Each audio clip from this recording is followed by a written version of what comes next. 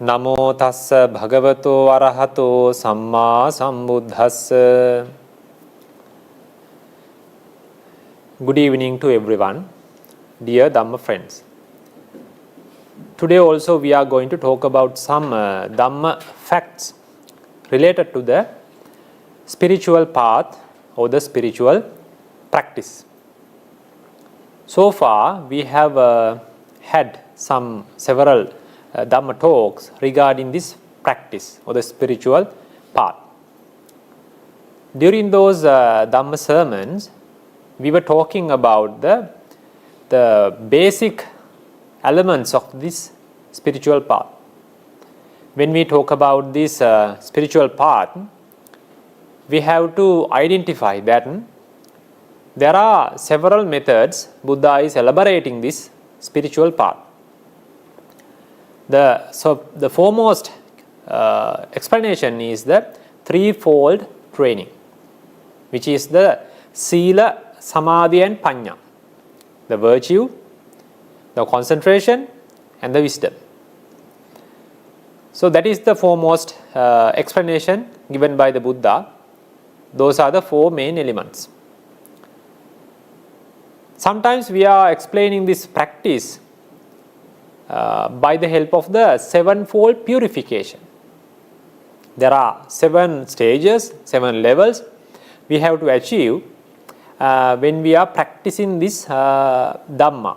When we want to achieve some higher levels, higher achievements, then these are the stages we have to achieve or attain step by step.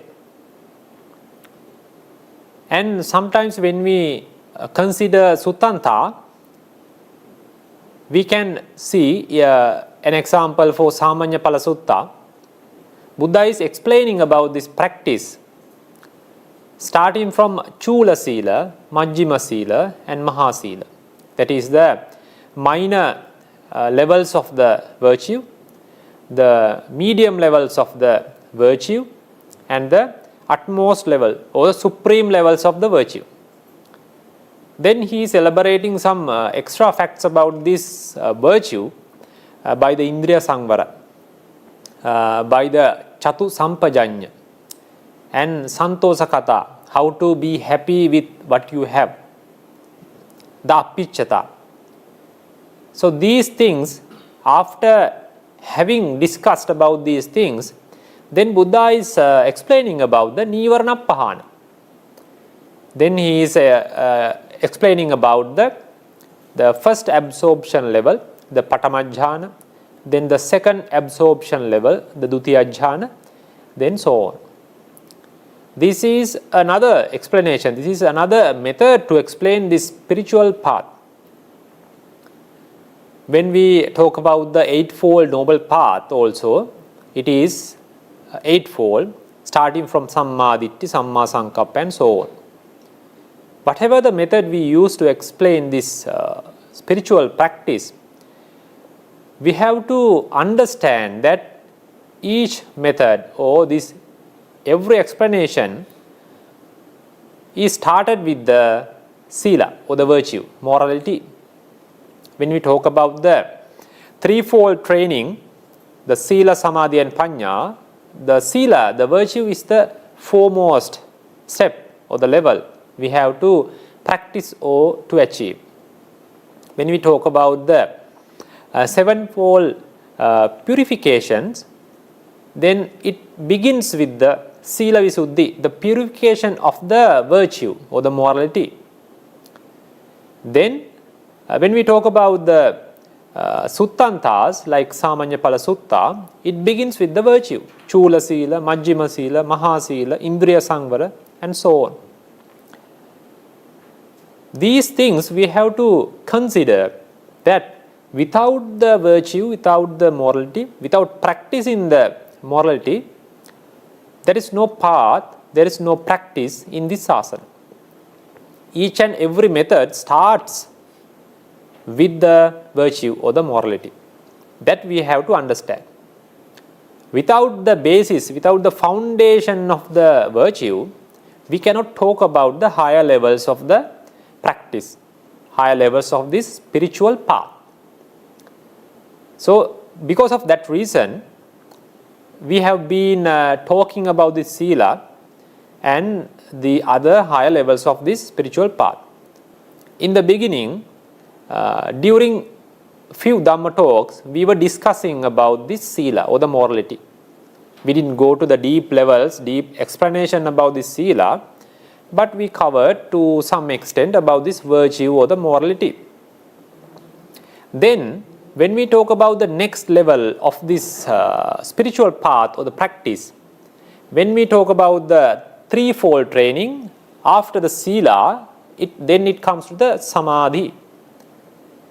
That is the concentration or the tranquility.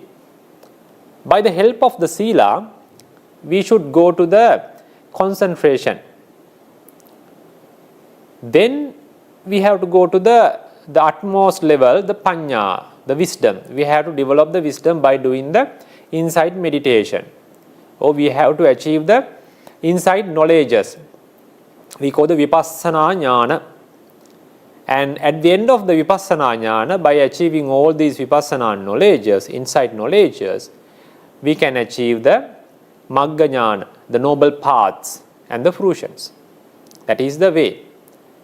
And when we talk about the sevenfold purification also, after having the sila visuddhi, the purification of the virtue, then we have to develop the second purification level. What is that?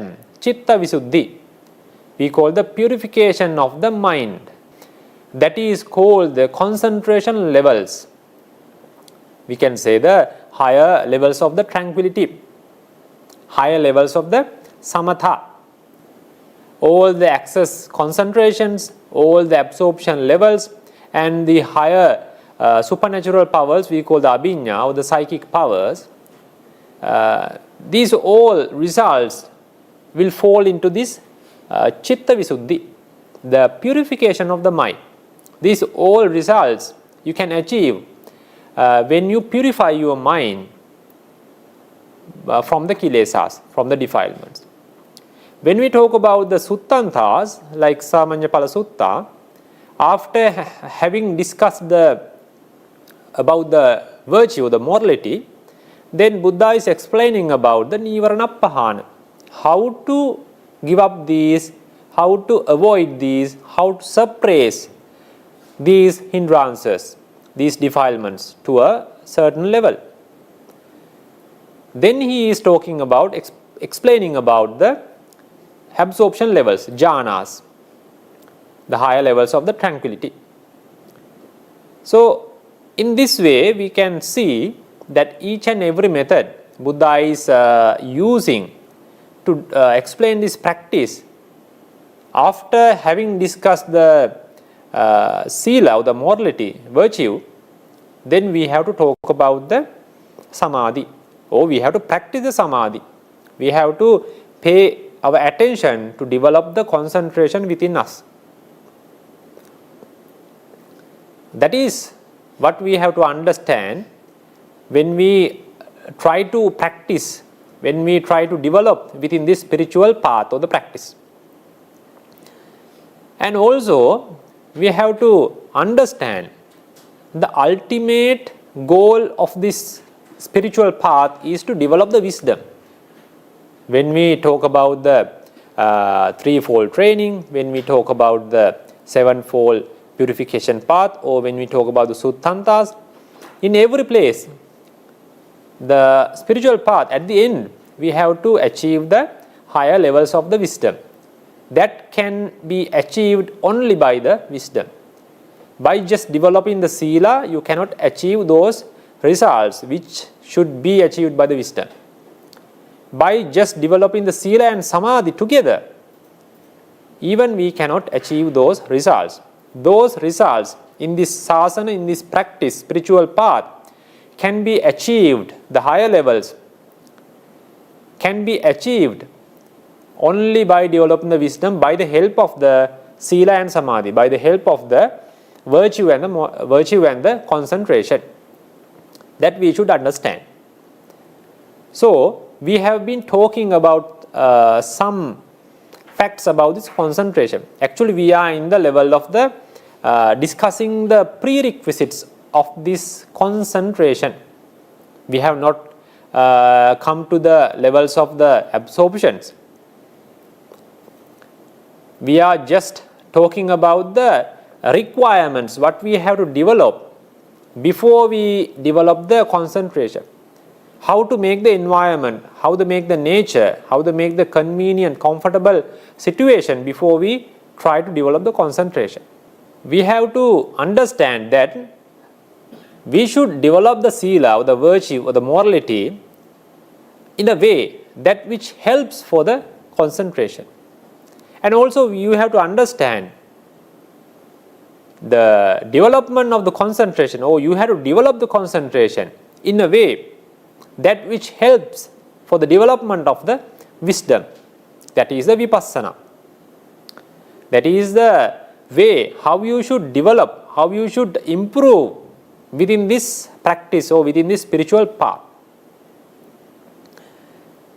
When we talk about this spiritual path, the other thing is, within this spiritual path, the utmost or the supreme result what we are expecting from this path or the practice is the noble paths and the fruitions. That is the end, or that is the latter part of this practice. That is our objective of developing this practice, improving within this practice.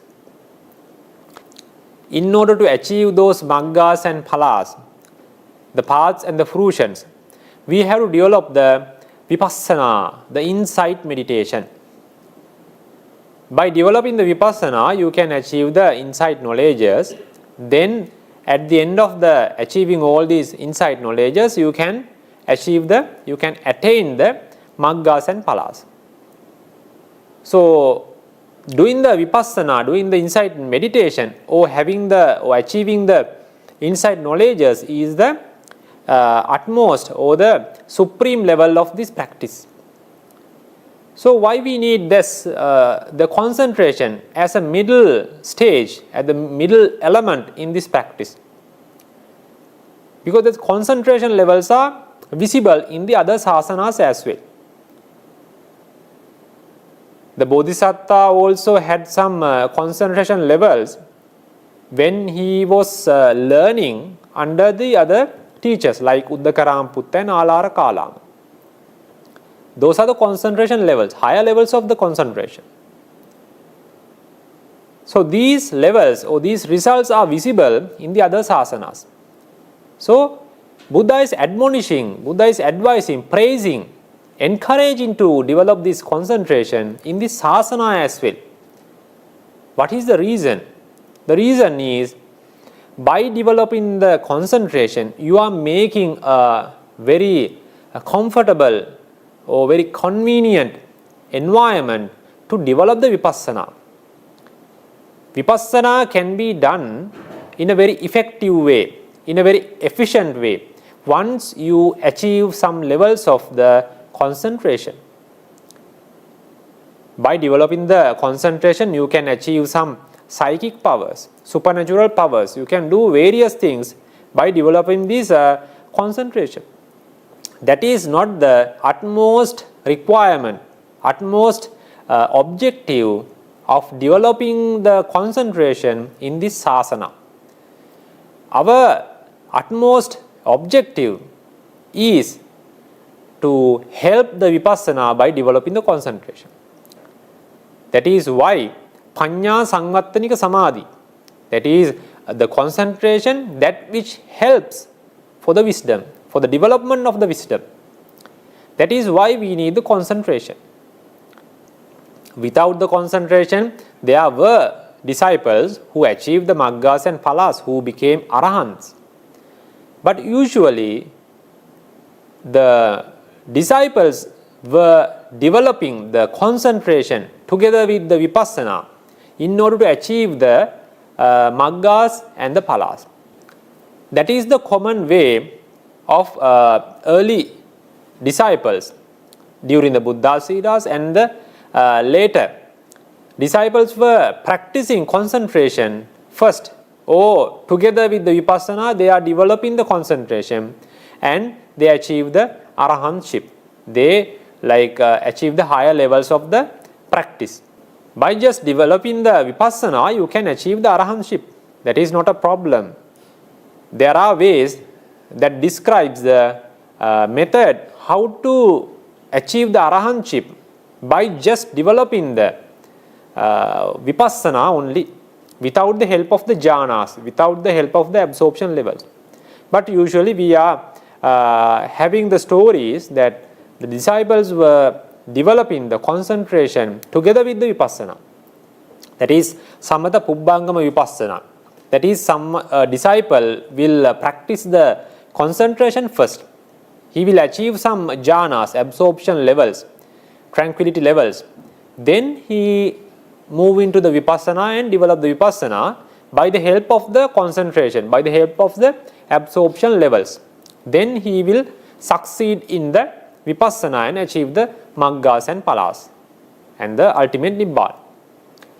Some disciples were practicing the vipassana pubbangama samatha.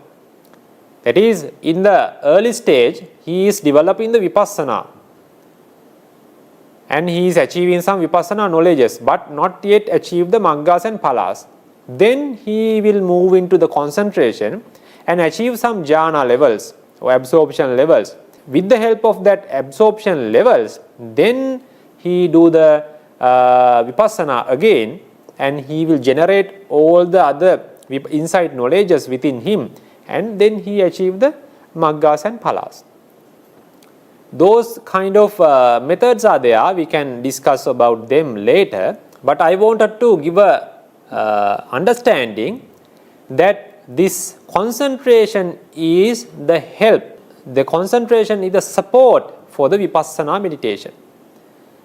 By having at least the upachara samadhi access concentration levels, you can use that concentration level to do the vipassana in a very effective and efficient way, because that concentration is facilitating the vipassana. That concentration is making the convenient or a comfortable nature or environment within us to do the insight meditation, to do the vipassana. That is why we should try to do something, try to achieve some developments within this tranquility, within this concentration. Sometimes you might not be able to go for jhana levels, but at least you should try to suppress these bad defilements to a certain level, that they will not be an obstacle to do your vipassana meditation. Then you can conveniently, in a very comfortable way, you can develop your vipassana and achieve the higher insight knowledges. Anyway, now we have been talking about this concentration, actually the prerequisites, pre-requirements for this concentration. In this sasana, when Buddha is elaborating something, when he is admonishing to do something, the method what he was following is, first he elaborates about the bad things, what you should give up to achieve some good levels, good results. First he is giving, dear disciples, you should give up these things. You should eliminate, you should suppress, avoid these kind of natures or the qualities within you. First he elaborates these things. Then he is elaborating about the drawbacks or the disadvantages of having those kind of bad qualities within you. What are the results that will make these results within you? So first he is mentioning, first he is giving, these are the bad things, bad qualities, bad natures within you. You should avoid, you should give up, you should suppress these things. Then also he is admonishing, these are the drawbacks what you will experience within you if you are not giving up these things, if you are not avoiding, if you are not suppressing these bad natures or the bad qualities within you. Then he is admonishing what should be achieved, what should be done in order to have the good qualities, and what are those good qualities. And also he is praising what are the benefits of having these good qualities, good natures within you. That is the nature, that is the method how he is giving the admonishments, advices. First he is showing the bad natures, bad qualities, and what are the drawbacks of them. Then he is pointing out the good qualities, good natures, and what are the benefits you can achieve, you can experience by having them, by developing the good qualities within you. That is the method he is following. That is the method of giving advices in this sasana.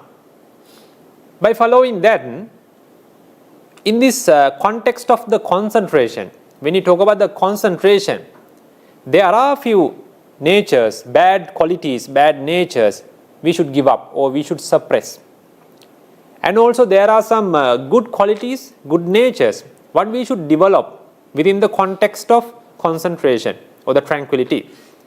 There are some bad qualities, what we should avoid, what we should suppress, and there are some good qualities we should develop or we should increase within us, we should improve within us. And there are some bad results of these bad qualities. We have to discuss about these things. And there are good results. There are good results of these good qualities or the good natures. By developing, by improving these good qualities, you can experience those good results because of the improvements, development of these good natures, good qualities within you. When we talk about this concentration, within the context of this concentration or the tranquility, what are the things, what are the bad things, bad natures, bad qualities we should suppress? They are the hindrances. There are main 5 hindrances in this context of concentration. They are the kāmacchanda nīvaraṇa, the sensual desire, and the vyapada nīvaraṇa, the ill will or the hatred mind, thina middha nīvaraṇa, the sloth and torpor, and the 4th one is the Uddhacca Kukkucca nīvaraṇa, restlessness and the worry, and the vicikicca, that is the doubt. These are the nīvaraṇas or the hindrances, the qualities, what we should suppress, what we should avoid to develop the concentration. And we should identify what are the bad results they will make within ourselves with the help of these nīvaraṇas or the defilements. And what are the things, what are the natures, good qualities we should improve within ourselves? They are the jnanangas, the jnana factors. They are the vitakka, vichara, pīti, sukha, ekaggata. We will talk about these things in future, in next Dhamma sermons. And we should identify, we should understand what are the good results they will make within ourselves when we develop these qualities within us. So first we identified what are the qualities or the bad natures we should suppress within this context of concentration. They are the 5 hindrances. And we should identify what are the bad results, bad situations they create within ourselves. And also what are the good qualities, good natures we should improve within ourselves in this context of concentration. They are the jnanangas, jnana factors. And we should identify, we should learn what are the good results, good situations they create within ourselves when we improve, when we develop these jnana factors or the good qualities within us. During the previous Dhamma sermons, we have been talking about these bad qualities we should suppress within this concentration in order to have the concentration, in order to develop this concentration. So we have been talking about the first 3 hindrances. Why we call them hindrances or the nīvaraṇa? Nīvaraṇanti āvaranam. What is āvarana? Is a cover. What they cover? They cover all the unachieved results in this practice. What are the unachieved results of this practice? They are the access concentration levels, absorption concentration levels, and the insight knowledges, and the paths and the fruitions, the maggas and phalas. These are the results we should achieve within this sasana, within this practice, and yet we haven't achieved them. These nīvaraṇas or the hindrances are covering these unachieved merits, unachieved results, and we cannot achieve those results because these hindrances are covering those higher levels of the higher results of this practice, or these we can call these the higher merits, what we can do within this practice, spiritual path. These all results will be covered by these hindrances. That is why they are called the nīvaraṇa, because they are covering those things, those higher results. So by removing these hindrances, then these higher results, these access concentrations, absorption concentration, insight knowledges, maggas and phalas will be visible. They are visible and you can achieve them because that cover is removed. The cover is made by the hindrances. Now we have removed the hindrances, then that cover is also removed. Then easily that all these results are visible and you can achieve one by one or step by step from the concentration to the end of maggas and phalas and ultimate nibbana. So that is why they are called hindrances or the nīvaraṇas. In this context of nīvaraṇa, we have been talking about the first three nīvaraṇas. First we talk about the sensual desire, the kāmacchanda nīvaraṇa, and then we talked about the second nīvaraṇa, vyapada nīvaraṇa, that is the hatred or the ill will, and the third, last sermon we discussed about the thīna middha nīvaraṇa, that is the sloth and torpor. Now we have to talk about the fourth, the next hindrance. What is that? Uddhacca Kukkucca nīvaraṇa, that is the restlessness and the worry. Two realities are there, so we combine them and we call this as a single nīvaraṇa, one nīvaraṇa which is the Uddhacca Kukkucca nīvaraṇa. So today we are going to learn about this Uddhacca Kukkucca nīvaraṇa in various aspects. So these are the topics what we are going to discuss related to the Uddhacca Kukkucca nīvaraṇa, the fourth hindrance, restlessness and the worry. What are those topics I have given in this document? At the beginning we are going to get a small introduction about this restlessness and worry. What is the Uddhacca Kukkucca nīvaraṇa? Then we are going to have an introduction, a brief introduction about the Uddhacca Kukkucca nīvaraṇa. What is that? What is the behavior of that? And why we call it Uddhacca Kukkucca nīvaraṇa? So these things will be elaborated under that topic. Then we are going to talk about, I have mentioned earlier that Uddhacca Kukkucca nīvaraṇa comprises of two realities. When you talk about the realities, we are talking about the corp realities or the materialities and the mental realities. Within the mental realities or the mentalities, one reality is the chitta or the consciousness, and the other realities are the cetasikas, mental factors. Within those mental factors, there are two mental factors called Uddhacca and the Vicikicca. Within those mental factors, there are two mental factors or the two realities which are called the Uddhacca and the Kukkucca. There are two separate realities, but they were combined together like Uddhacca and Kukkucca, and we call it as a single nīvaraṇa.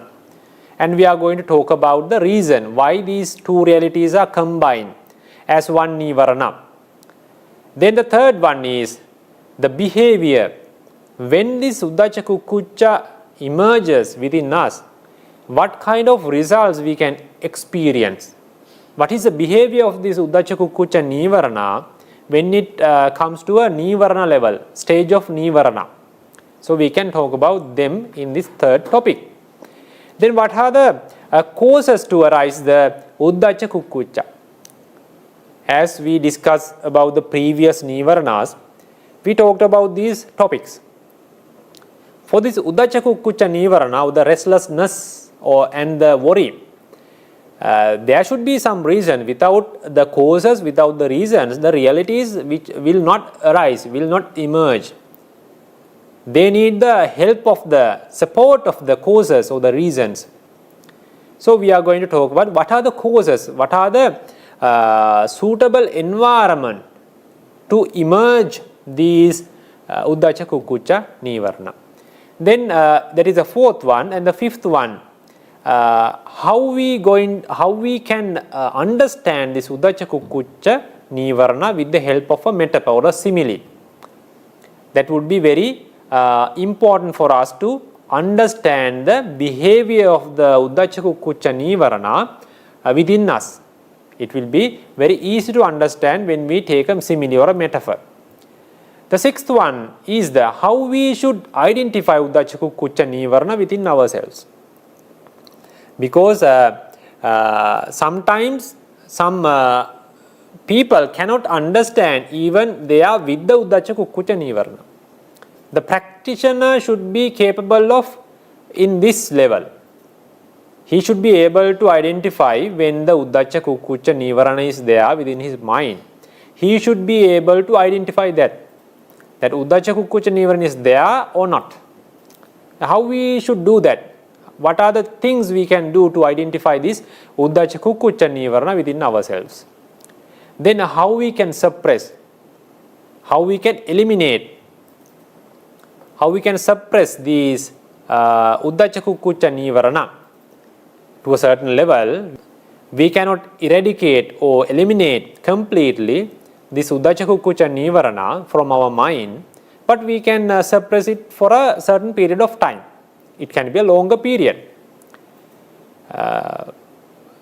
For that, we should identify what are the methods, what are the things what we can do in order to suppress this Uddhacca and Kukkucca or the Uddhacca Kukkucca nīvaraṇa. That will be discussed in the seventh topic. And the eighth one, the last topic is how the relief from this Uddhacca Kukkucca nīvaraṇa. When you suppress this Uddhacca Kukkucca nīvaraṇa, how that will help to develop the concentration. How the environment is created by just suppressing this Uddhacca Kukkucca nīvaraṇa. So these things we are going to discuss today one by one. So without taking time, we can go for the first topic. What is the first topic? What is the restlessness and worry? That is, what is the Uddhacca Kukkucca nīvaraṇa? How we can understand that? The Pali sentences were given from the commentaries, that is from the Anguttara Nikaya commentary.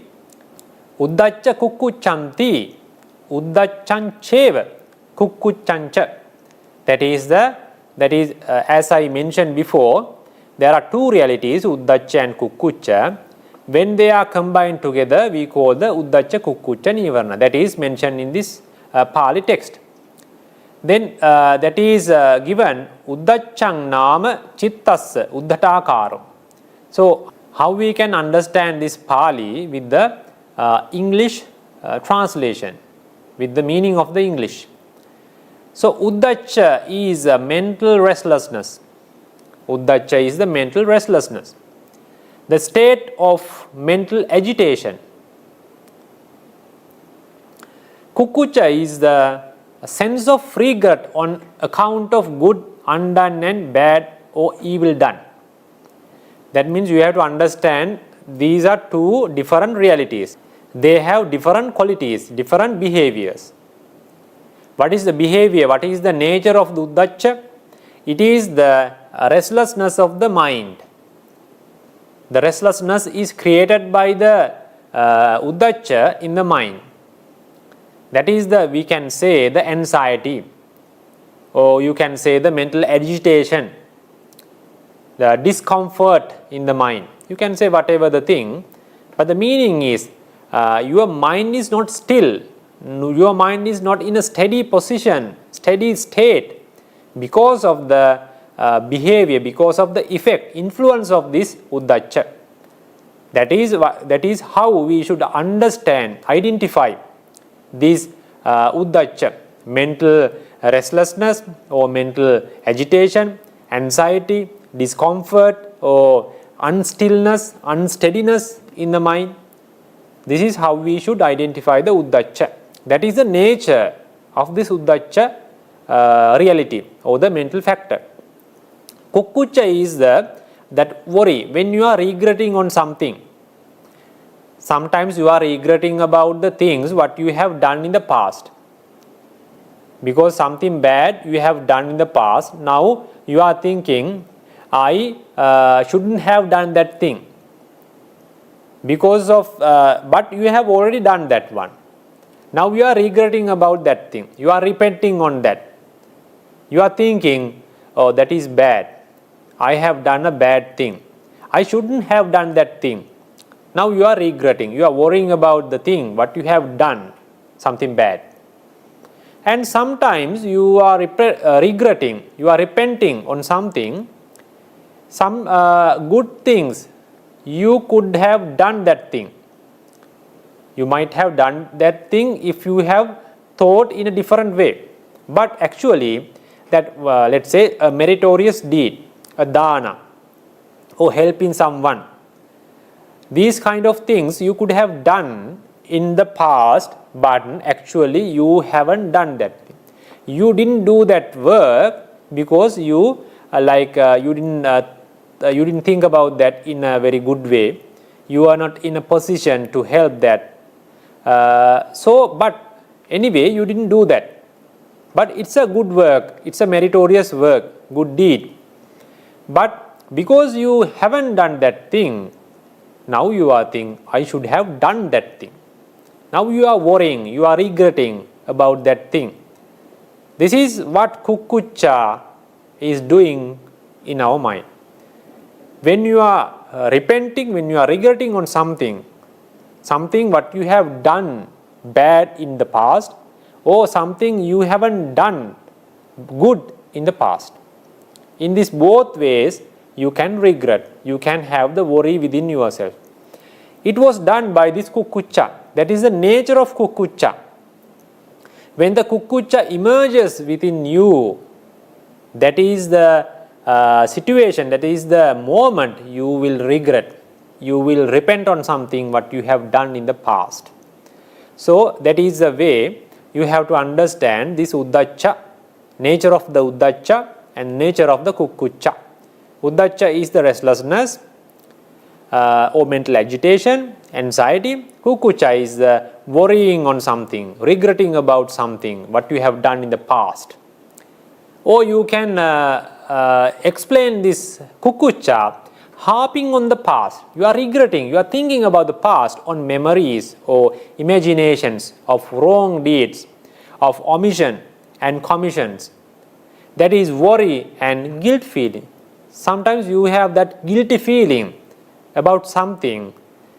You have done something wrong or you haven't done something good you should have done.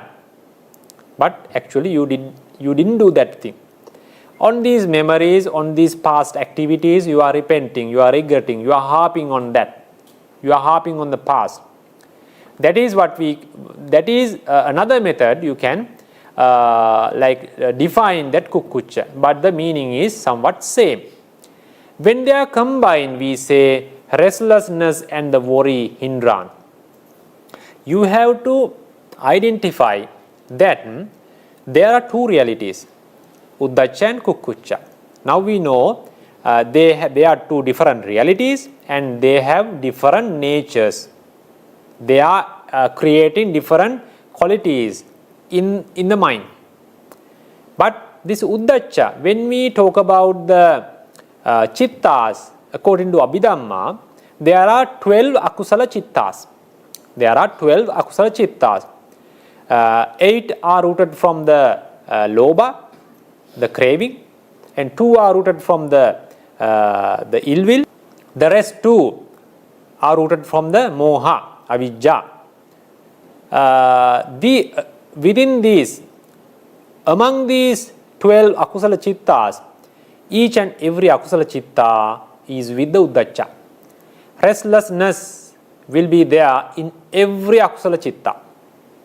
Every akusala chitta, this Uddhacca will be there.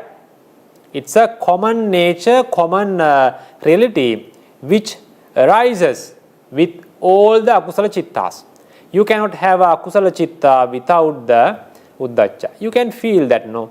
When you have a craving on something, when you have ill will or the hatred mind on something, when you are like having doubt on something, you have that unsteadiness, unstillness in your mind. Your mind is not calm. Your mind is not in a rest. You have that restlessness feeling. You have that agitating environment. So this nature is there in every akusala chittas, whether it is rooted from lobha, dosa or moha. In each and every akusala chitta, this Uddhacca is there. But when you compare that Kukkucca with the Uddhacca, Kukkucca is not there in every akusala chitta. Kukkucca will arise with only the 2 dosa mula chittas. 2 dosa mula chittas that are rooted from the dosa, from the ill will or the hatred mind. There are only 2 akusala chittas out of 12 akusala chittas. Kukkucca arises among these 2 dosa mula chittas rooted from the hatred mind, hatred or the ill will. But every dosa mula chitta, Kukkucca is not there. Kukkucca is there when you are regretting on something. Sometimes you are having some ill will or you will have some angry feeling on someone. You want to hit someone. You want to blame someone. Then the Kukkucca is not there. Kukkucca arises in your mind among these 2 dosa mula chittas when you are repenting on something in the past, when you are regretting on something on the past. So Kukkucca is arising in this dosa mula chitta, not always. Only sometimes, only particular when you are regretting on something, that particular situation is the moment where this Kukkucca arises. But you have to understand, Uddhacca arises in all the akusala chittas, but Kukkucca arises only in 2 dosa mula chittas, but not always. When there is a regretting, that Kukkucca arises. This nīvaraṇa, Uddhacca, Kukkucca, nīvaraṇa is a single nīvaraṇa, but it is having the 2 realities, 2 defilements, Uddhacca and Kukkucca. You have to understand, Uddhacca is not a hindrance when it is not with the Kukkucca. We don't call that Uddhacca alone a Uddhacca, Kukkucca, nīvaraṇa. That is why they are combined together. We don't call the Uddhacca nīvaraṇa. Even though Uddhacca is arising with all the akusala chittas, we don't call that Uddhacca nīvaraṇa.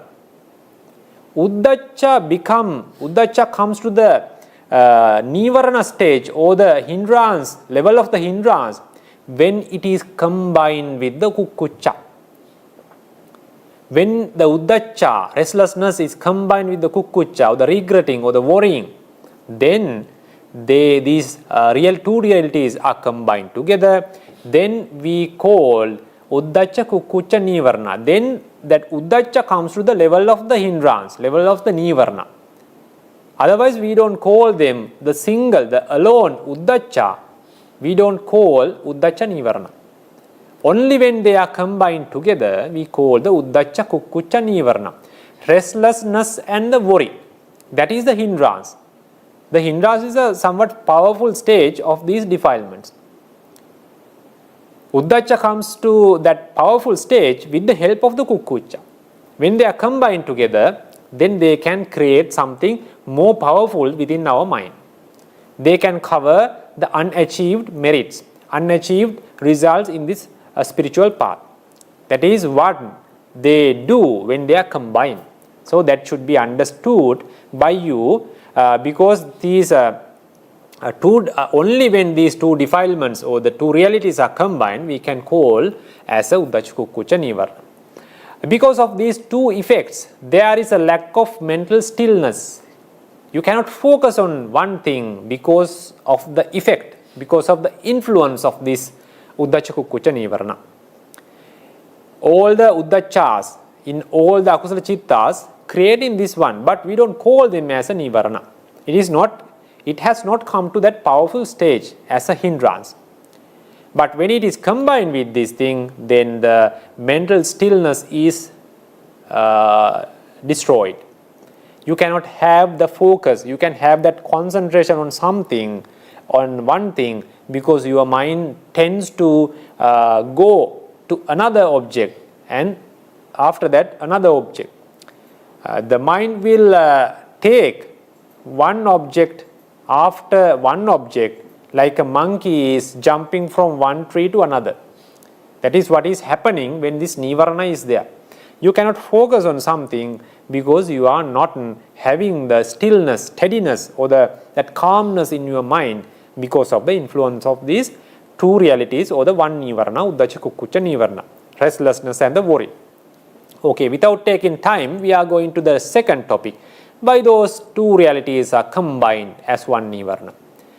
This same topic we discussed in the previous Tīna Middha nīvaraṇa, sloth and torpor. Sloth is one reality that is making the sluggishness, sleepiness, lethargy in the mind. That is called the Tīna.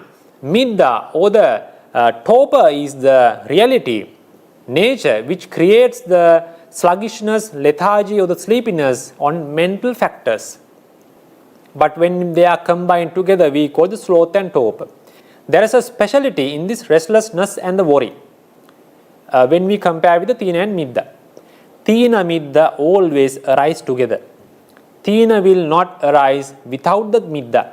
Middha will not arise without the Tīna. That is, they are combined together, they arise together, they vanish together. That is a specialty with the Tīna and Middha. But when we compare the restlessness and the worry, we have to think. Sometimes the Uddhacca arises without the Kukkucca. But Kukkucca cannot arise without the Uddhacca. Because Uddhacca is a common nature for all the akusala chittas. Kukkucca cannot avoid the Uddhacca. But Uddhacca can avoid Kukkucca and arise alone in a different akusala chitta or same dosa mula chitta without the Kukkucca. When you are regretting on something, Uddhacca is also there, Kukkucca is also there. But Tīna Middha, they arise together all the time. But during that Uddhacca Kukkucca nīvaraṇa, during that discussion, we explain why these two realities, the sloth and the torpor, the Tīna and Middha, they are combined together as one nīvaraṇa. There were three reasons actually. What are those? Kiccato, because they are having the same functionality. Their function is same. And they have the same paccaya. Paccaya means the causes. To arise the Tīna and Middha, they had the same causes. And the patipakkato.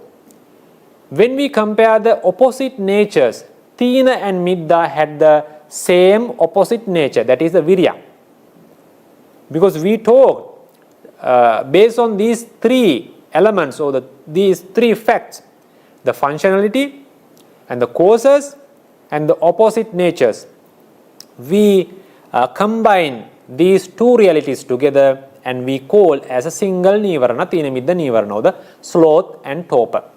In the same way, we are explaining these Uddhacca and Kukkucca because they are combined together. Even though they are two different realities, they were combined together as a one nīvaraṇa, one hindrance.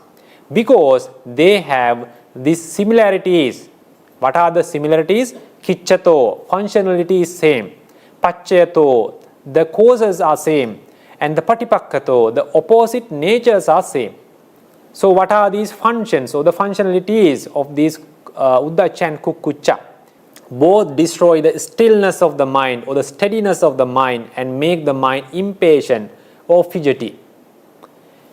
This Uddhacca and Kukkucca both makes that nature. So functionality is same. That is why they are combined together. The second one, the causes to arise, paccayato. When we talk about the causes, disasters or the catastrophic situations are the causes to arise, to emerge these restlessness and worry. We can say the disasters to our family, disasters to our wealth, or disasters to our health. When you are sick, these things will come to our mind. Uddhacca and Kukkucca. These are the common natures, common causes to arising of these two realities. The causes are same. Because of that similarity, we combine these restlessness and the worry together and we will give as a single nīvaraṇa, the hindrance. Third fact is the opposite nature. When we talk about the opposite natures of Uddhacca, it is opposite to the concentration or the tranquility, we call the samatha. When we talk about the Kukkucca, it is opposite to the concentration or the samatha or the tranquility. Because of the similarity of the Uddhacca and Kukkucca, by the context of opposite natures, they both opposite to the samatha or the tranquility, concentration. Then we combine these together. So there are three reasons to combine these two realities to make one nīvaraṇa. The functionalities are same. Because of the similarity, we combine them together. And the causes to arise within this mind, these causes are same. Then because of that similarity, we combine them together. And the third one is the opposite natures are same. Because of that similarity, we combine these together. Those are the reasons why these two different realities, two different natures are combined together to become one hindrance actually. Then we can go to the third topic, the behavior of the Uddhacca and Kukkucca nīvaraṇa. Uddhacca Kukkucca nīvaraṇa is feeling of restlessness, nervousness, impatience, agitation and anxiety along with the worrying or regretting about the past. There are various words I have included to describe the behavior of the Uddhacca. Those are the words of feeling of restlessness, the nervousness, they have some different, some little bit difference, but we can use those words to describe the behavior of the Uddhacca. So feeling of restlessness, nervousness, impatience, agitation and anxiety. These words can be used to describe the behavior of the Uddhacca, the restlessness. And when we talk about the Kukkucca, the worrying or regretting about the past, harping on the past. What you have done, bad. What you haven't done, good. So you are regretting about things, or about the bad things what you have done. Oh, I shouldn't have done that bad thing. Sometimes you are regretting on the good things what you haven't done. I should have done that good thing. I should have done that merit. So these kind of things will come to our mind and you are worrying about the past. you are regretting or repenting about the past. That is called the worrying. That is the behavior of this kukkucca. Restlessness is mostly a mental unease, which in the due course, can lead to bodily unease. When the restlessness in our mind, sometimes it creates some difficult or the uncomfortable nature you can feel within your body as well, such as fidgeting and discomfort. You can feel those things. That is a behavior of this uddhacca. Worry, the kukkucca.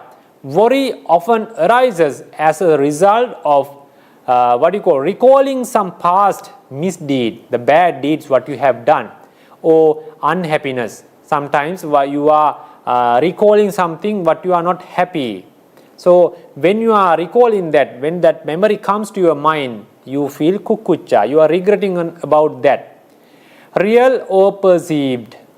So that we are burdened with regret and guilt feeling. That is the nature of the behavior of this kukkucca. You have that regret mindset, repenting mindset or worrying mindset when the kukkucca is there.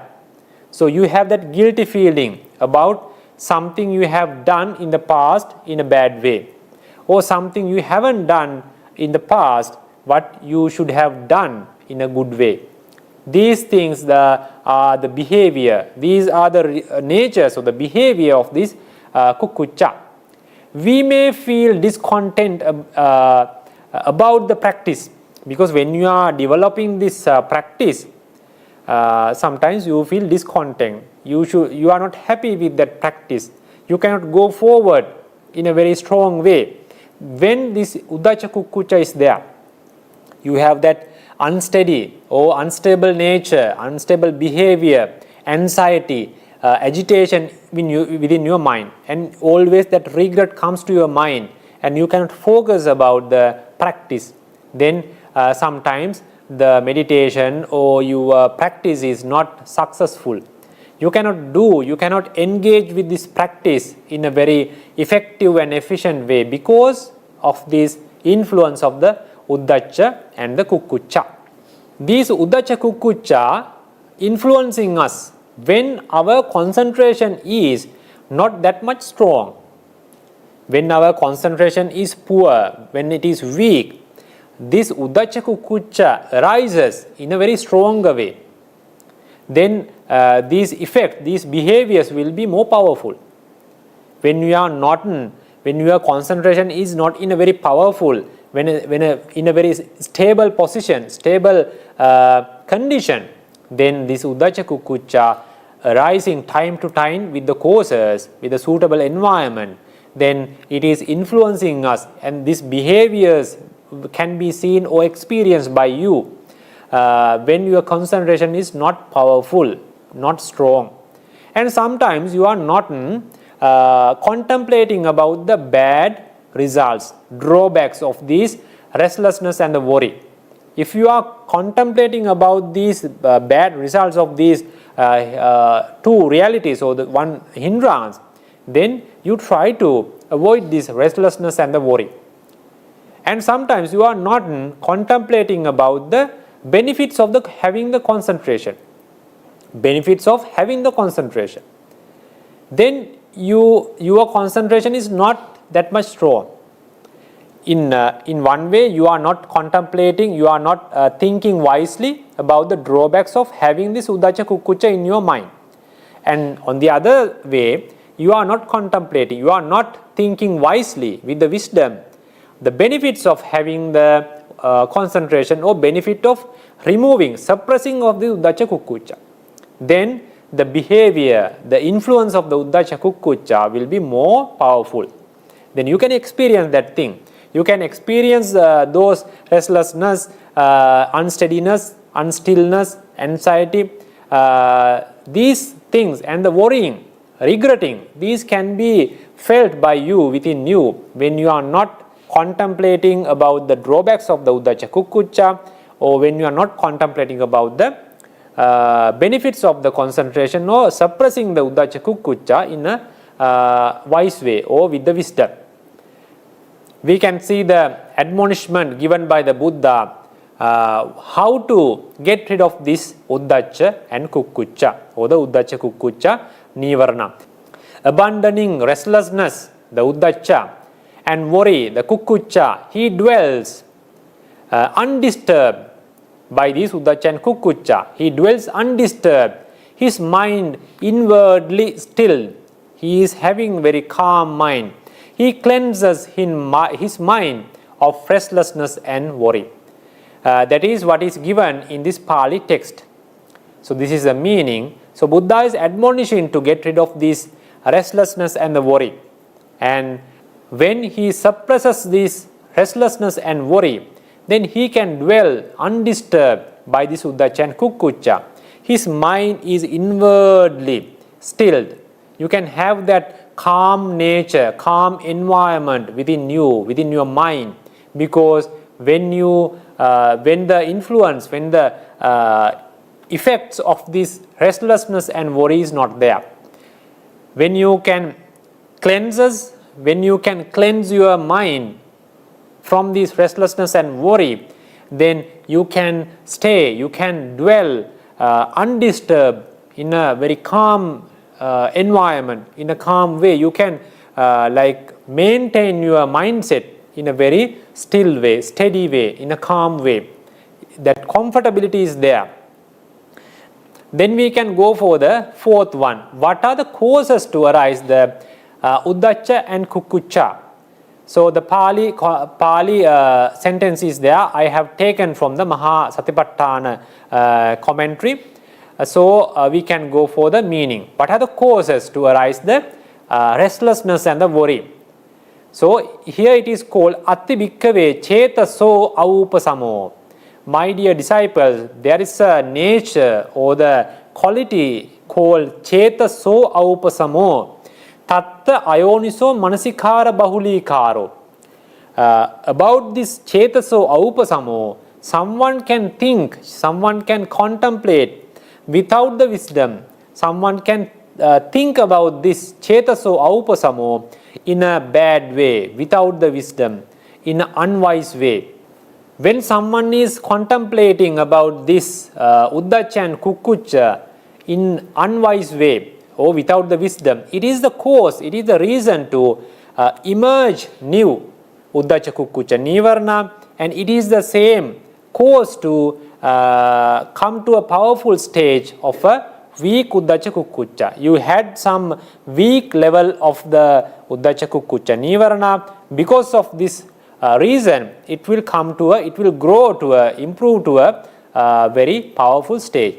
So we have to explain what is this Chetaso Aupasamo and what is this Ayoniso Manasikara Bahulikaro, because that is the reason, that is a cause to emerge or have the Uddhacca Kukkucca nīvaraṇa in our mind. There is a state called unstill mind, that is the Chetaso Aupasamo. That is, unstill mind is called Chetaso Aupasamo. That is a nature we can experience within our mind. So time to time we can have that experience, we can have that nature within ourselves, that is called the Chetaso Aupasamo. Unsteadiness, anxiety, or the unstill mindset, we can call that the Chetaso Aupasamo. Frequently, that is Bahulikaro, frequently giving unwise attention, that is called the Ayoniso Manasikara, is the giving the attention unwisely, without the help of the wisdom. Bahulikaro means the frequently. Very often you are giving the unwise attention to that nature. What is that nature? The state of the unstill mind, unsteady minds, or the anxiety, or the worry, or the repenting. Whatever the thing, you are giving the unwise attention. You are not contemplating that nature or the state with the wisdom.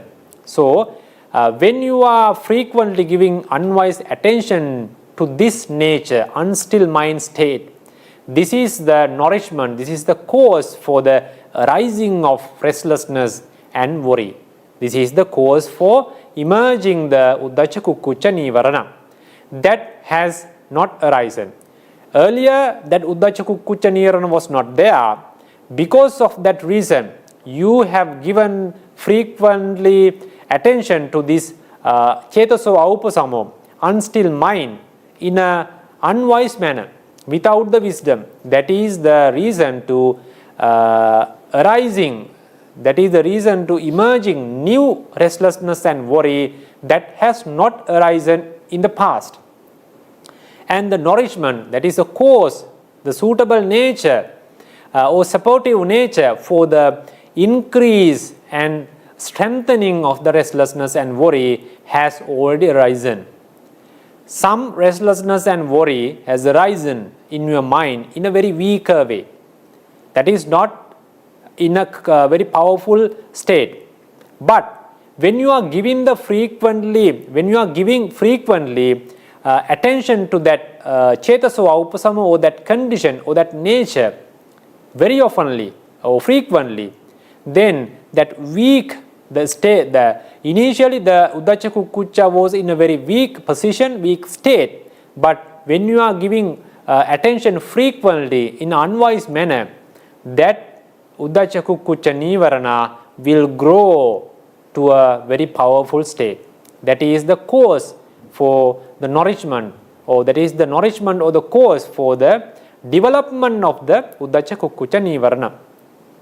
Then aupasamo nama, then the aupasama, the term aupasama is described in a different place in this way. Aupasamo is an unstill nature of the mind, or unsettled or agitated mind. Aupasamo means that unstill nature, that condition of our mind. You can say unstilled or agitated mind. You don't have that calm feeling within your mind, calm nature, comfortable nature, or the environment within your mind. That is called the aupasamo. We can say the chetaso aupasamo means that nature of the mind. Chetaso aupasamo. Aupasamo means the unsteady nature, unstill nature of the mind. Whether it is aupasamo or whether it is chetaso aupasamo, the meaning is the unstill nature or unsteady nature of our mind, agitated nature of the mind. This is a synonym for the Uddhacca Kukkucca. That is given by Uddhacca Kukkuccang eva etang namang atho. That means that this aupasamo is a synonym for the Uddhacca Kukkucca nīvaraṇa. When you call chetaso aupasamo, it is same as the Uddhacca Kukkucca, or the restlessness and the worry. What is given in the Anguttara Nikaya commentary about this chetaso aupasamo? Chetaso aupasamo ti. What is chetaso aupasamo? Uddhacca Kukkuccassevetang namam. That means it is a synonym for the Uddhacca Kukkucca. Whether you use the term chetaso aupasamo, or whether you use the Uddhacca Kukkucca of the mind, then it has the same meaning. The same meaning is there in the chetaso aupasamo and the Uddhacca Kukkucca nīvaraṇa. Aupasamo is a synonym for the Uddhacca Kukkucca, same as the previous definition. It is a synonym for the Uddhacca Kukkucca, or the restlessness and the worry. Aupasanta chitta, that is a term which is given the aupasama in a very elaborated way. Aupasama chitta, aupasanta chitta is the unsettled state which is not settled by, because aupasamo is the nature of the unsteady. Aupasamo is the unsteady nature, or the unstill nature which is in the mind. It is a synonym for the Uddhacca Kukkucca nīvaraṇa. Then aupasama chitta is that mind which is not settled, which is not in a steady environment. In which way it is not settled?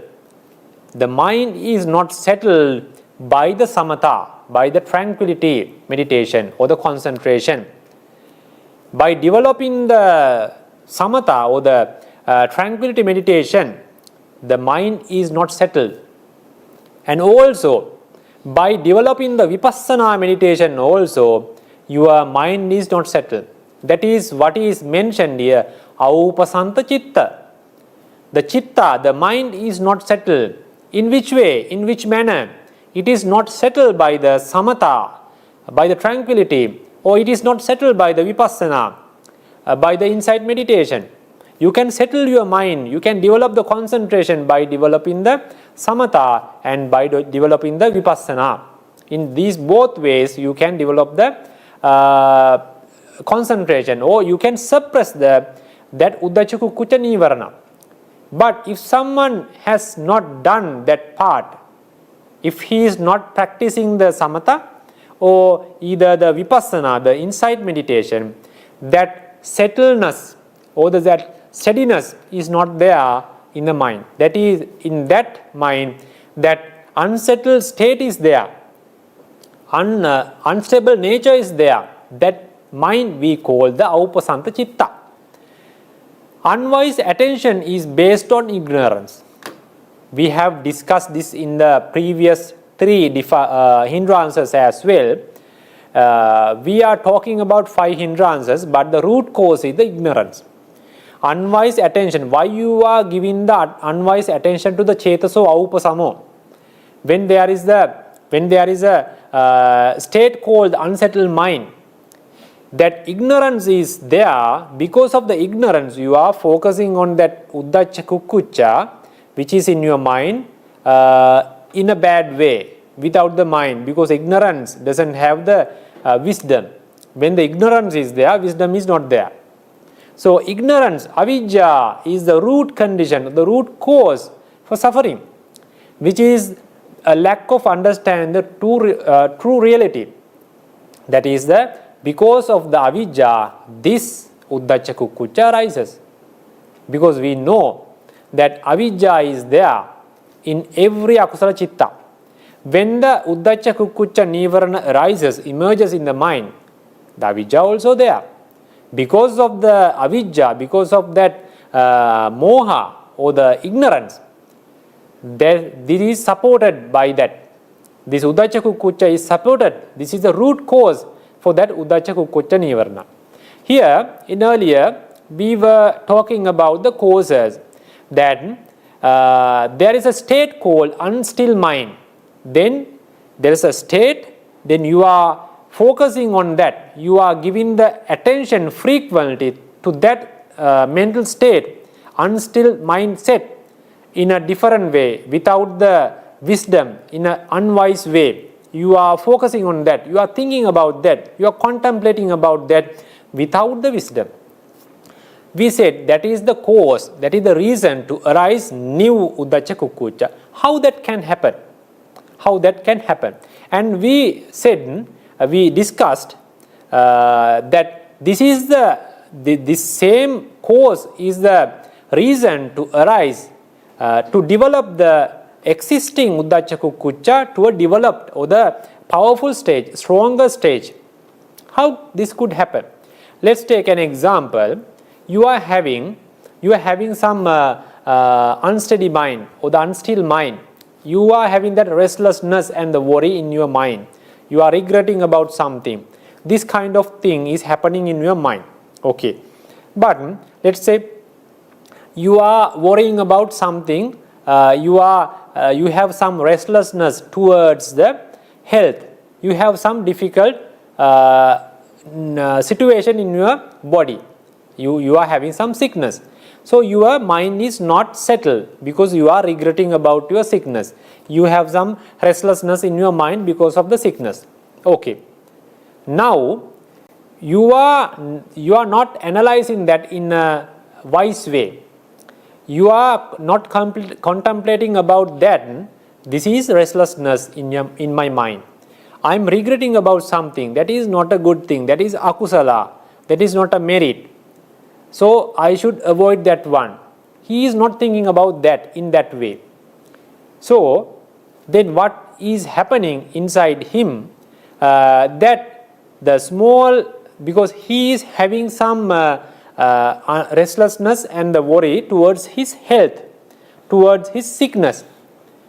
If he is not giving the wise attention to this, then a new restlessness and worry will arise towards another object. Taking another object, let's take, he was repenting, regretting about something related to the health. About the sickness, he is repenting. What happened? A new object is taken by the restlessness, and he is getting a past memory, and he is regretting about that thing. That is the way, because he didn't contemplate about the existing restlessness in a wise manner, then he gave the permission to arise a new restlessness and the worry towards another object. Towards a previous or past memory, that new restlessness and the worry emerges or arises in the mind. That is the way that frequently giving unwise attention towards the unstill mind or the restlessness and the worry, how it can cause, how it can support to arise or emerge a new restlessness and worry. How it make that the existing restlessness and the worry to become a stronger way. When you are repenting, when you are regretting, or when you are thinking in an unwise manner about your health, about your sickness, then initially the restlessness and the worry towards your sickness, towards your health, is in a weaker state. It is not that much strong. But if you are thinking again and again in unwise manner about that feeling, about that mindset, then what would happen? Then the existing weak Uddhacca Kukkucca will develop slowly, and it will come to a very strong level. Initially it was weak, that's true, but you had Uddhacca Kukkucca towards your health, towards your sickness, but you were thinking about that again and again without the wisdom. Then what happened? That existing weak restlessness and worry developed, improved to a stronger way. Now it is difficult to get rid of. That is how you have to understand this restlessness and worry. What are the causes to arise? The arising of the restlessness and worry, and the improvement or the to become a stronger level of this Uddhacca and Kukkucca, or the restlessness and worry. Then we can go to the next level, next topic, simile, with regards to the Uddhacca Kukkucca. Without taking time, we can go to the English translation. A slave. What is the simile is taken for the Uddhacca Kukkucca? The slavery or the slave. A slave, ancient times there were slaves. This is not just a servant. Slave is owned by the master. Master can whatever the thing he want to do to the slave. He can cut his legs, hands, ears, nose, whatever the thing he can do to that slave. Master can even kill that person, kill that slave. That is not like a bad thing considered in that ancient era, because slavery is like that. Today we cannot do those kind of things to a servant, but in ancient times, the slave, the master can do anything to that slave. Even the slave is killed by the master, no one blame him, no one blame the master. There are ample of stories that a master has killed his own slave in different sections in the Tipitaka also. You can find ample of stories, examples for that. So that kind of a slave who wants to enjoy himself, there is like festivals or something, he can go and enjoy. But now he is not a normal person, he is a slave.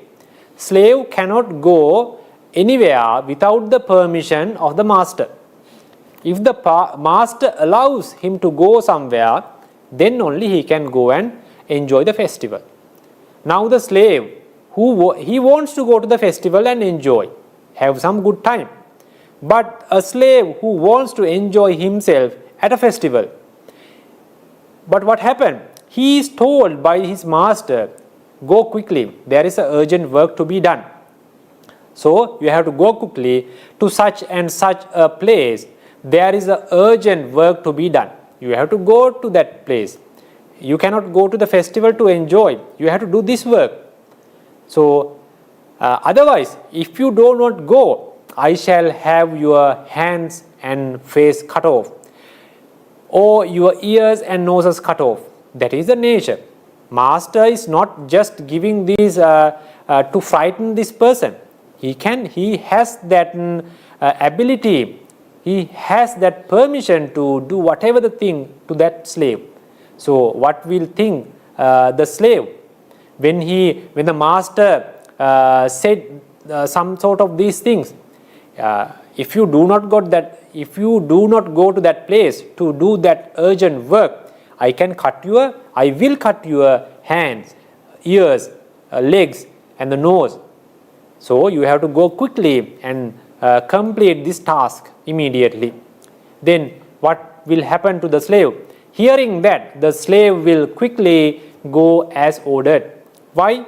Because he knows that if he doesn't follow these orders, if he doesn't do this work or the task, obviously, definitely the master will do that thing. Sometimes the master can kill him.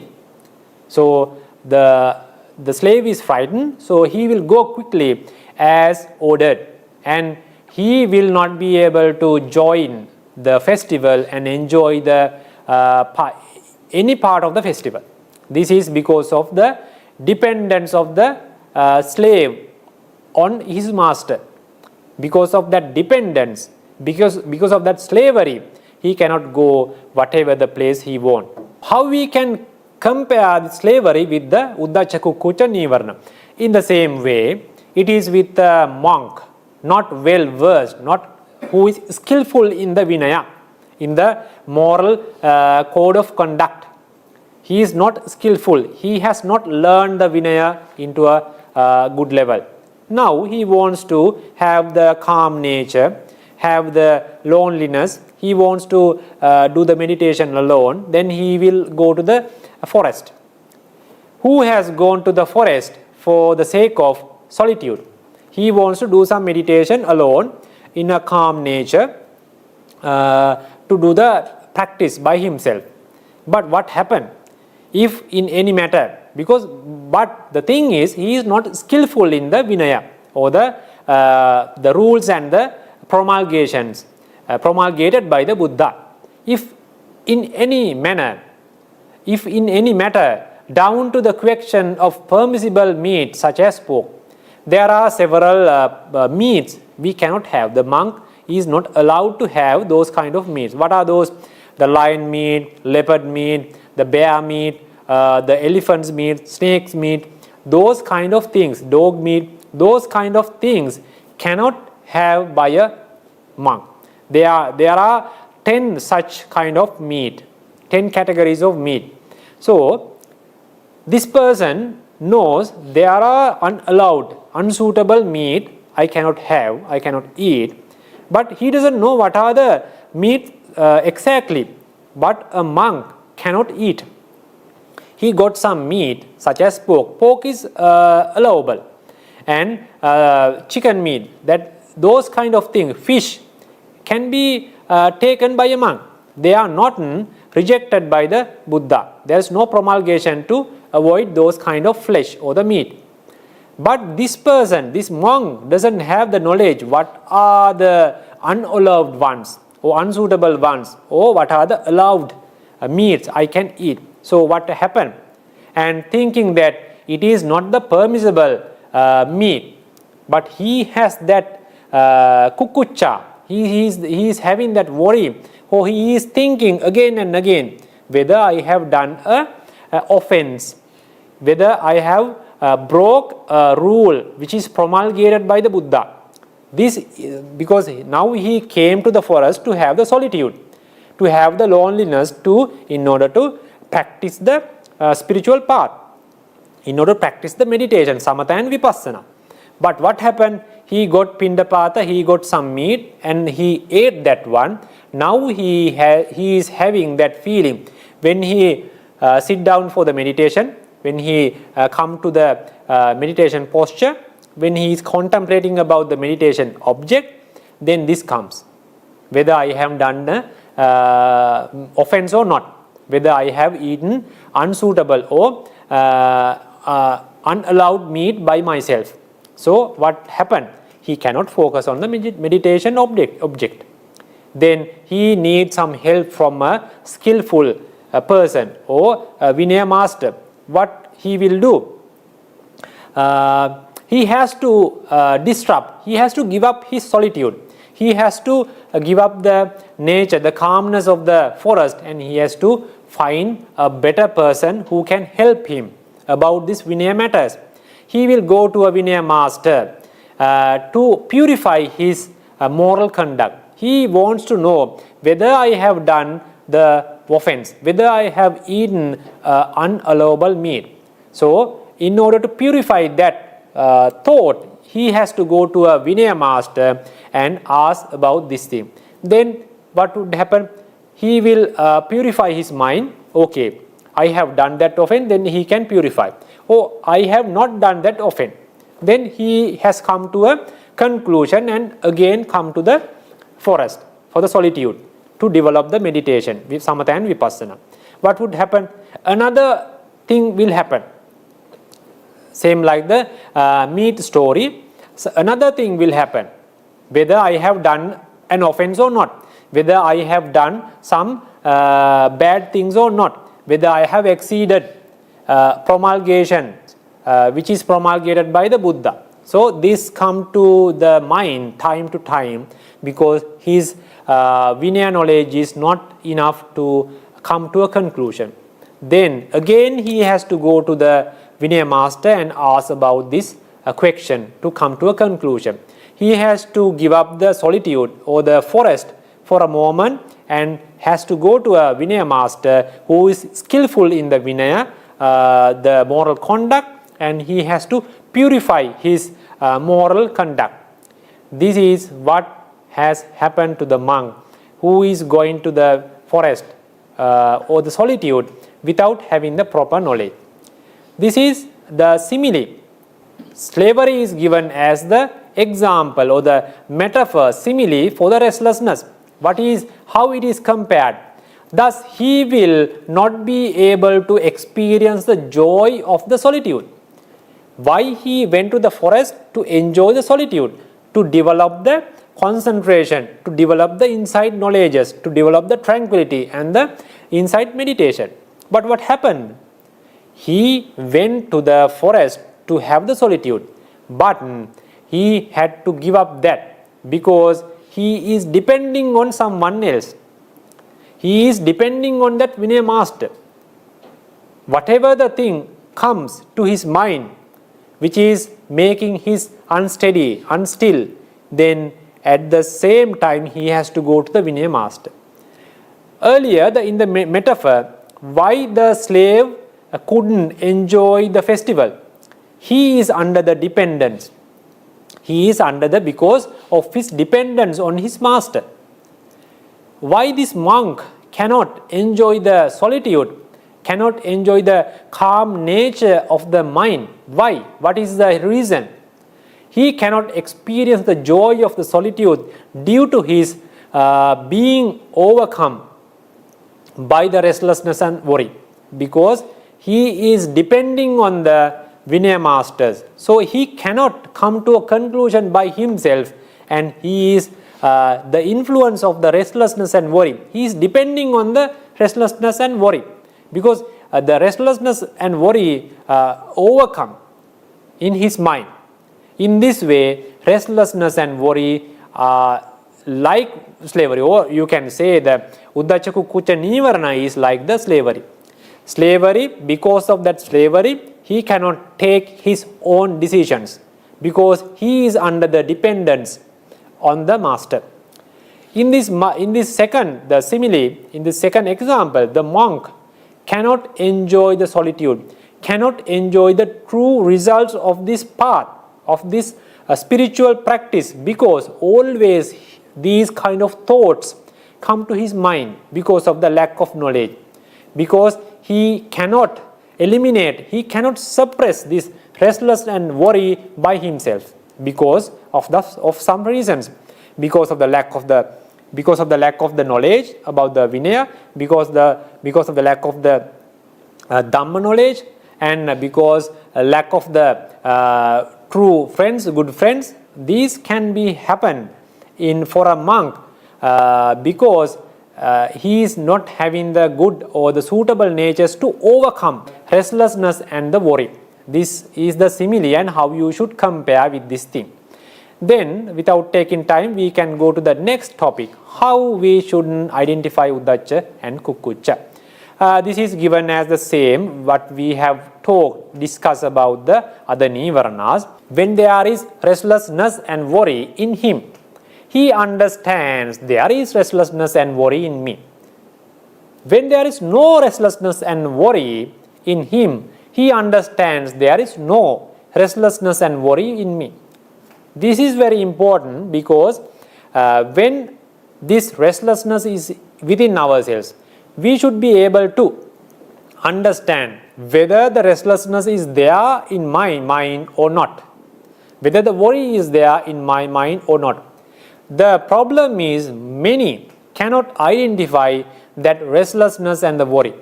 They are they are engaging with these two natures again and again frequently because they are not identifying this as akusala.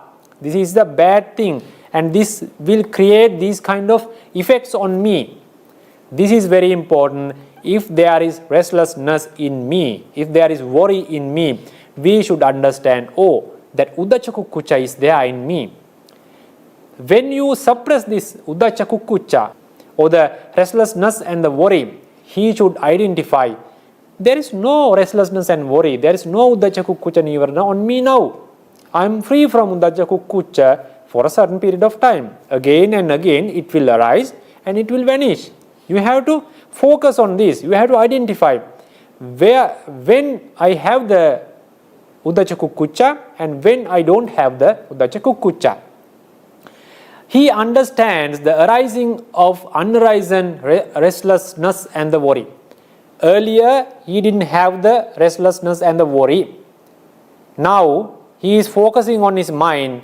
He identifies or he realizes that on a particular occasion, this restlessness and the worry arises, emerges.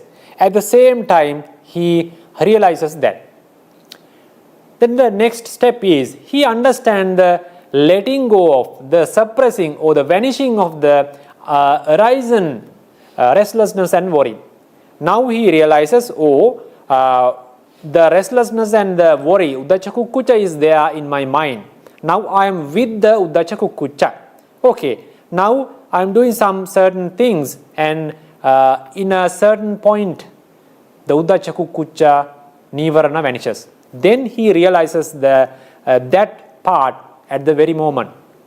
Earlier I was with the Uddhacca Kukkucca, now it was not there. Now it is not there. It is vanished. That is realized by him. The last one, he understands the further non-arising of the restlessness and worry that he has given up. Now, this is done by the maggas, the noble paths.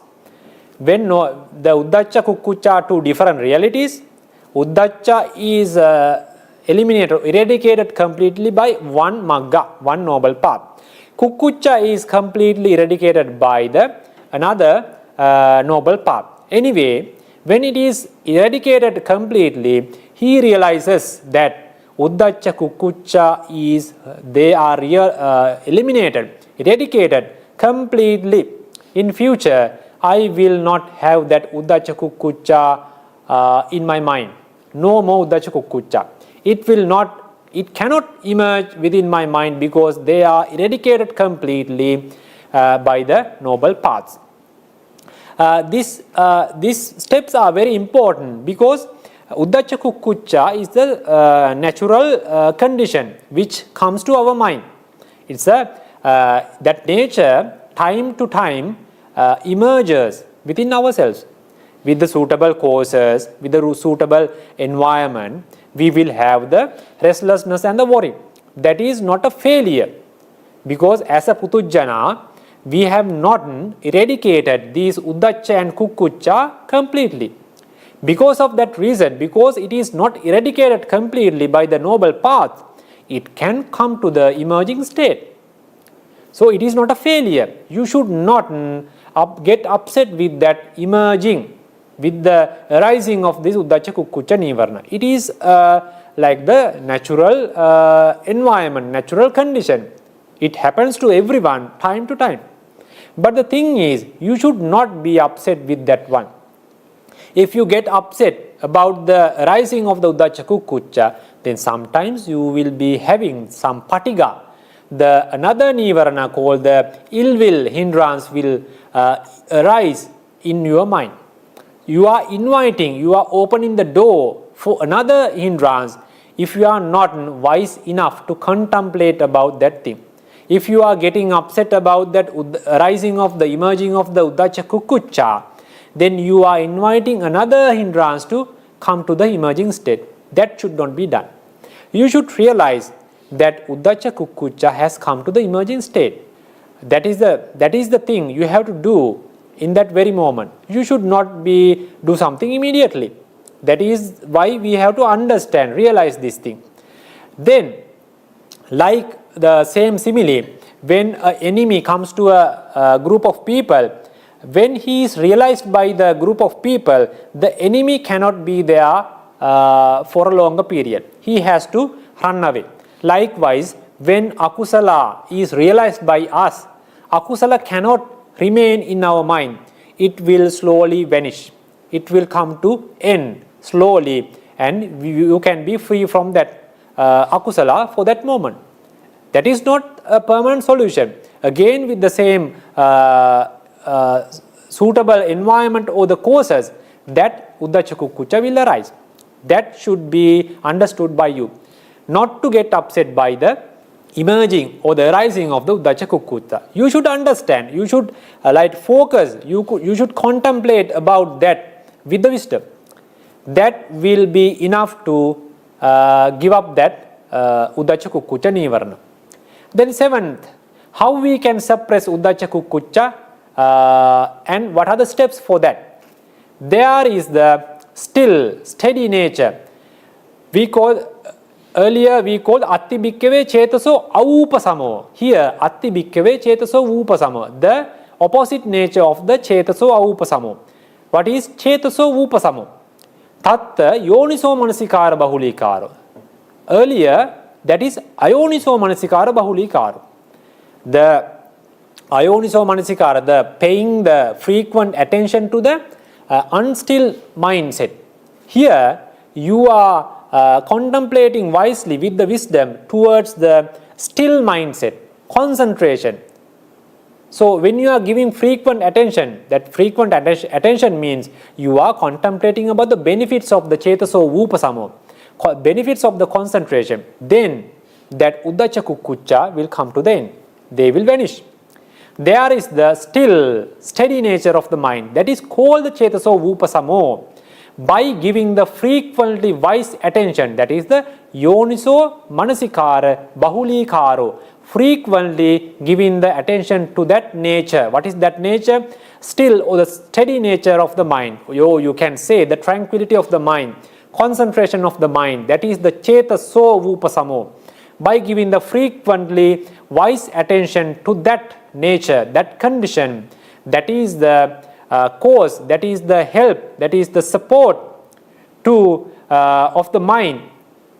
Arisen restlessness and worry does not arise, and the arisen restlessness and worry is abundant. That should be understood by you. You have to contemplate about that concentration. What are the benefits of that concentration? What can be the nature of my mind when I am having that concentration, still mindset? Then you can have that give up that, you can settle that Uddhacca and Kukkucca. You can vanish the existing restlessness and the worry slowly and step by step. That is the course, that is the way, the main course to remove the Uddhacca Kukkucca. And there are 6 things are conducive to the abandonment of restlessness and worry. What are those 6 things? The one is the Bahussutata, that is the deep learning, becoming a well knowledgeable person. Becoming a well knowledgeable person. When you are having more knowledge about the Vinaya and about the Dhammas, about the realities, how to do meditation, how to do the Vipassana, then he will be a Bahussuta person.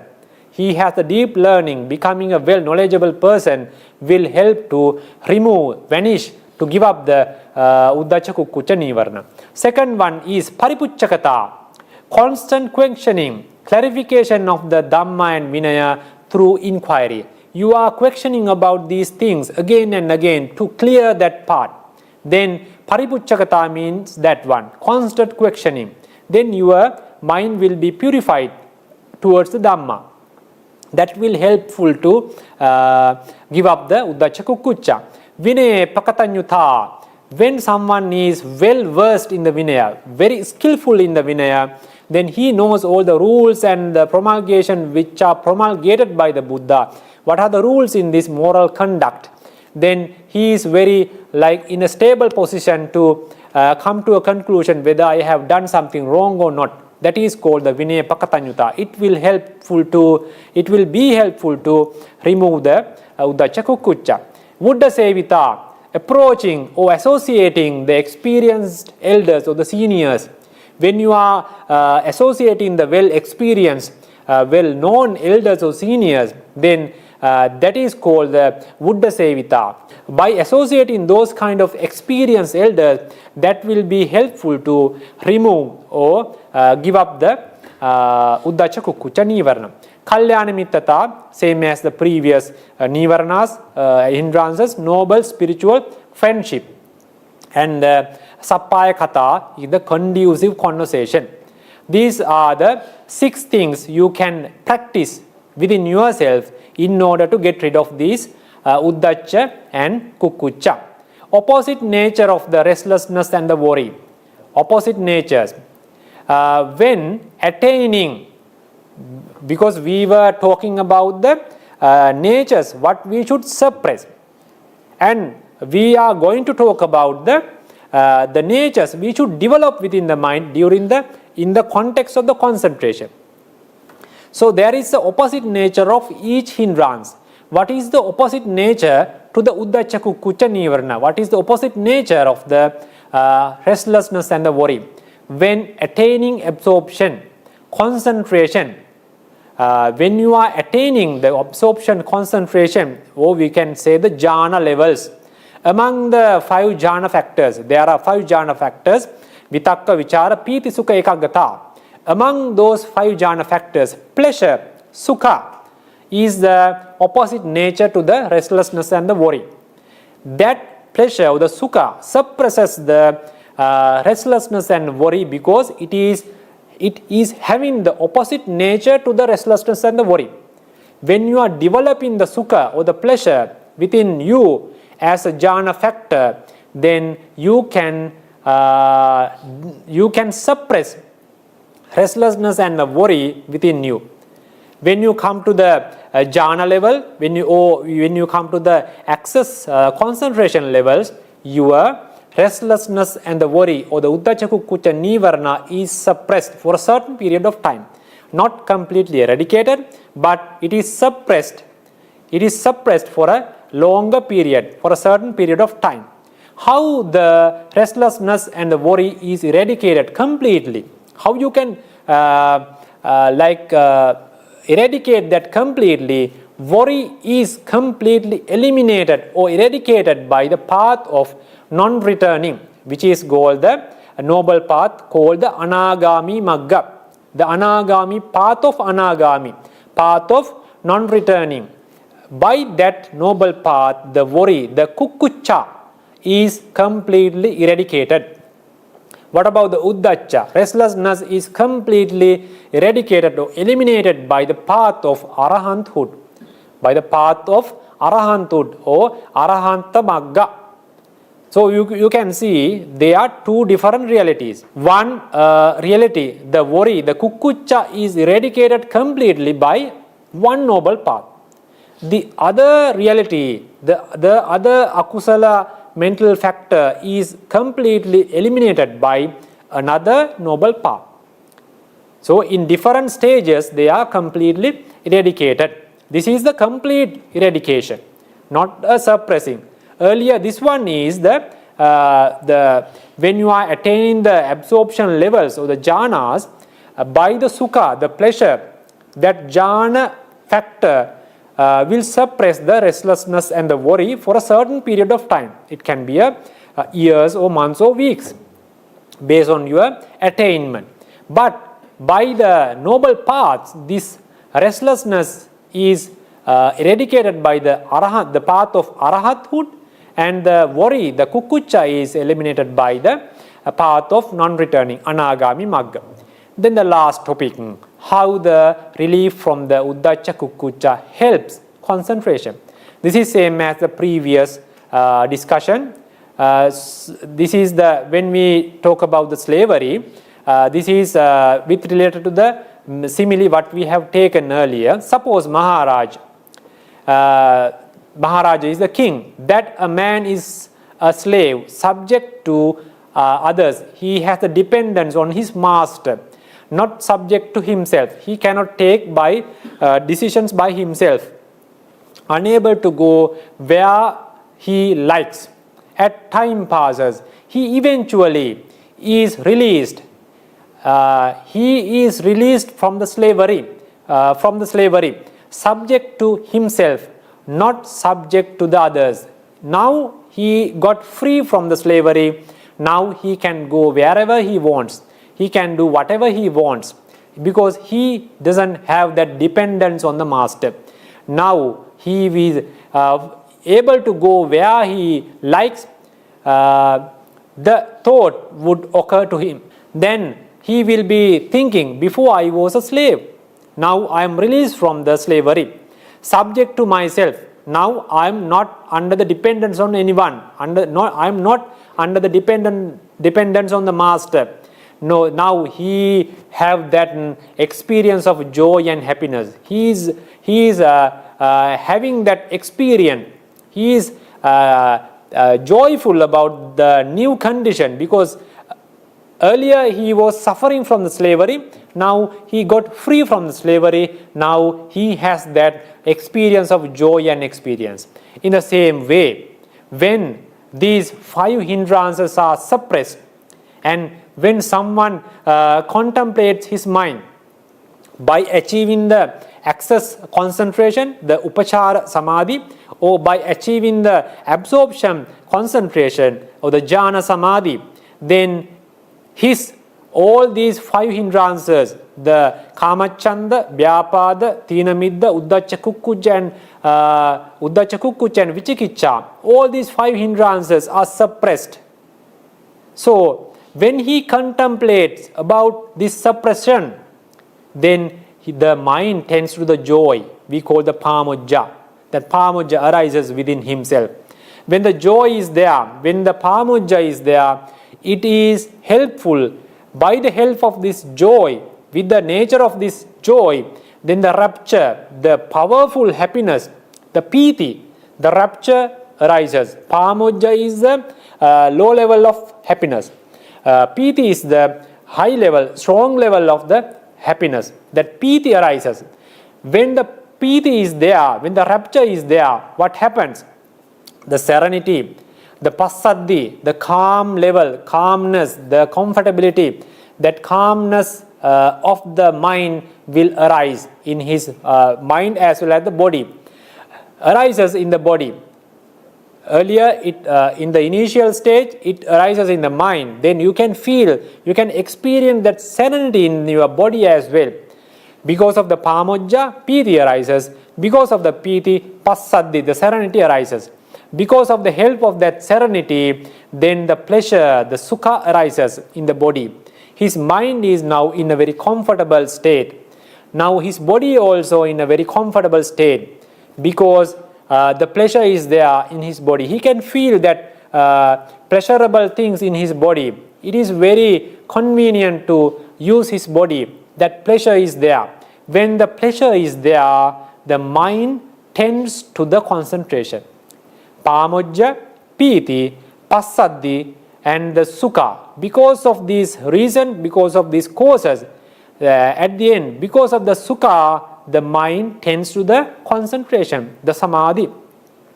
When he comes to the meditation posture, when he tries to focus on the meditative object, then he can easily and in a very effective and efficient way, he can focus on the meditative object. He can achieve the access concentrations and the absorption concentration easily because of these results. The pamojja, the joy, piti, the rapture, the passaddi, the serenity, the sukha, the pleasure, and ultimately he is an eligible person to develop the concentration. The mind, his mind automatically tends to the concentration.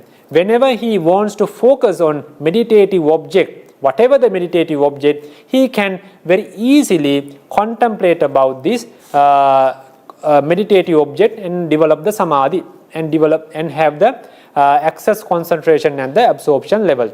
So that is the end of the Dhamma sermon.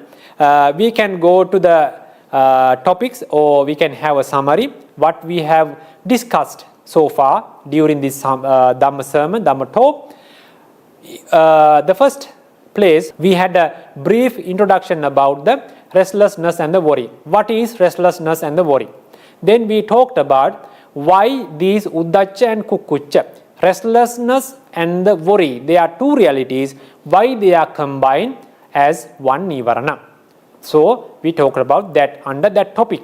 Then we talked about the behavior when the Uddhacca Kukkucca arises in our mind, what kind of a feeling we can have, what kind of experience, what is the behavior of this Uddhacca Kukkucca nīvaraṇa. Then we talked about what are the causes to arise those Uddhacca and Kukkucca or Uddhacca Kukkucca nīvaraṇa. What are the reasons? What are the supportive environment to arise these realities or the nīvaraṇa? And the metaphor or the simile with regards to the Uddhacca Kukkucca nīvaraṇa. What is the simile? The slavery or the slave is the simile what we have taken to elaborate the behavior of the Uddhacca Kukkucca nīvaraṇa, the slavery or the story of the slave. How we should identify when Uddhacca Kukkucca is there or when Uddhacca Kukkucca is not there, when the Uddhacca Kukkucca is arising, when the Uddhacca Kukkucca is vanishing, when the Uddhacca Kukkucca is eradicated completely. How we should identify those things and why it is so important. We discuss about that as well. Then how we can suppress Uddhacca Kukkucca and steps for that. So giving the frequent attention or the contemplation towards the Chetaso Vupasamo, we are contemplating about the benefits of having the concentration, or we are focusing on the benefits of the steady mind, still mind, then it is the cause, the main cause to eradicate or give up the Uddhacca and Kukkucca. Then also we talked about 6 factors what we can improve ourselves, what we can practice by ourselves to remove these Uddhacca and Kukkucca. Then finally we talked about how the relief, how the eradication or how the suppressing of these Uddhacca Kukkucca helps to develop the concentration. So by giving the summary of this Dhamma sermon, I am going to conclude today's Dhamma talk. And during this Dhamma sermon, we have accumulated so many merit. I have accumulated the Dhamma Desana merit, teaching Dhamma or giving Dhamma. And you have accumulated Dhamma Savana merit. You were listening to this Dhamma. and you are contemplating about this Dhamma fact with the wisdom, that is the yoniso manasikara. So by the accumulated merits, we should transfer these merits to our parents, to our teachers who ordained us, who taught us, and who are teaching us Dhamma and Vinaya. May they receive these merits, and may these merits will be a great cause to achieve their wished paths and fruitions. And also we should we should transfer these merits to our loved ones, friends, relatives who have passed away and who are expecting these kind of merit. May they rejoice by these merits, and may they receive these merits, and may these all the accumulated merits will be a great cause for them to achieve the pleasurable or desirable results, and to attain the wished paths and the fruition and the ultimate nibbana. And we should also send these merits to the devas and brahmas. May the devas and brahmas rejoice these kind of merits, and may these devas and brahmas protect us and you and the Sambuddha and the world, and may these devas and the brahmas will attain their wished noble paths and the fruitions and the ultimate nibbana. And I also want to wish you all the listeners, may these merits will be a great cause, the powerful cause for you to achieve the pleasurable results, desirable results in this life as well, to have the good mental and physical health, to have a long life, to practice Dhamma well, to have the concentrations and the tranquilities and the insight knowledges and all the other higher levels of this practice, spiritual path, the noble paths and the fruitions and the ultimate nibbana. May you have the desirable lives, pleasurable lives until you achieve the nibbana, and may you be able to attain that ultimate nibbana in your by using your wished paths and the fruitions. And may you have the blessings of the triple gems.